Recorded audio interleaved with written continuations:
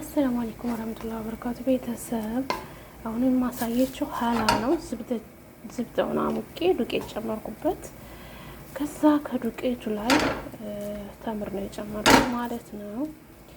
እንግዲህ ሀላ በፈለግነው መብላት እንችላለን። ተፈለግን በገህዋ ተፈለግን በሻሂ እስከ መጨረሻው ተከታተሉ ቤተሰብ። ተምርና ዱቄቱ እንዲደባለቅልኝ ከዝብደው ጋር እንደዚህ አሸዋለሁ ማለት ነው።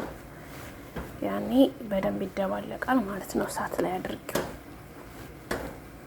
ቤተሰብ ሀላይ በዚህ መልኩ ደርሷል። ሄል ከላይ አድርጉበታለሁ እንደዚህ። እዛ የፈለገ ሰው በፈለገ መልኩ ይበላል ማለት ነው። ከተመቻችሁ ላይክ፣ ሰብስክራይብ፣ ቤተሰብ ያላረጋችሁ ቤተሰብ አርጉኝ። ያደርጋችሁ ሽኩራን በጣም አመሰግናለሁ።